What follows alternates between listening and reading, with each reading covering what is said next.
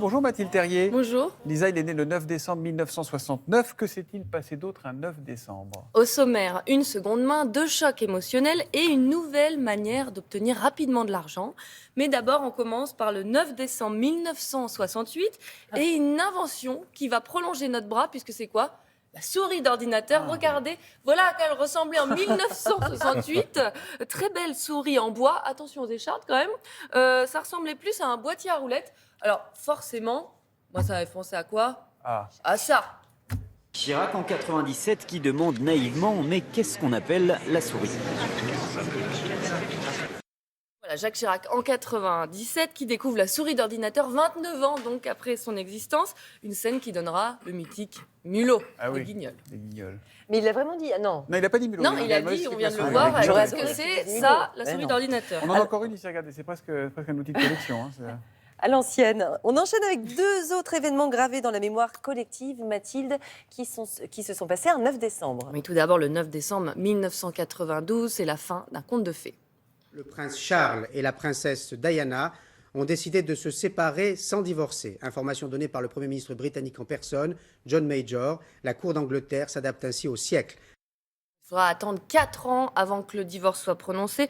Un séisme pour la couronne à l'époque, puisqu'elle n'avait jamais accepté jusque-là. Et puis, autre 9 décembre, plus proche de nous cette fois, je pense qu'on s'en souvient tous ici, c'est cette descente des Champs-Élysées. Derrière le cercueil blanc du chanteur, 700 bikers venus de toute la France.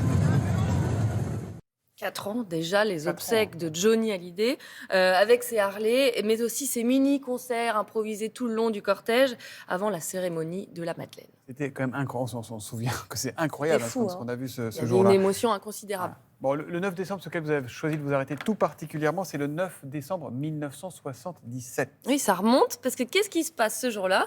Eh bien, c'est la naissance de ma tante. Enfin, pas vraiment de la mienne. Ne rend pas visite à un membre de sa famille. Il entre au crédit municipal.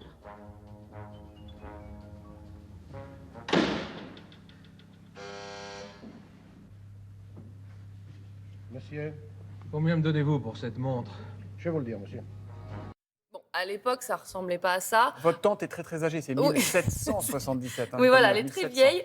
Vous savez d'ailleurs pourquoi on la surnomme ma tante? Bah non. Eh ben, en fait, c'est le fils du roi Louis-Philippe qui jouait, il aimait bien les jeux, et il avait mis en gage sa montre que sa mère lui avait donnée. Un jour, sa mère lui demande, mais elle est où ta montre? Mais qu'est-ce qu'il fait ce coquin? Il ment. Il dit, elle est chez ma tante. Ça vous est déjà arrivé de mentir comme ça, Thomas? Non. Non bon. Eh ben non, ça passe souvent. On a souvent l'impression que ce sont des bijoux qu'on dépose, mais on peut tout mettre, tant que ça a de la valeur, une gazinière, un ventilateur, de la vaisselle ou encore un matelas. Et en fouillant dans les archives, qu'est-ce que j'ai trouvé? Un chat empaillé. Oh là, Oh. effectivement, il y a de tout. Hein. Et depuis, qu'est-ce qui s'est passé, Mathilde? Eh bien, depuis, le mont-de-piété a changé de nom. On l'appelle donc crédit municipal et il y en a dans toute la France.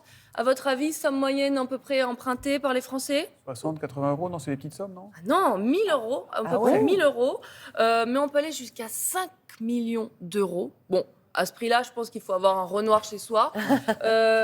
244 ans après, il reste plus que jamais d'actualité. À chaque crise, le mont-de-piété connaît une hausse de fréquentation.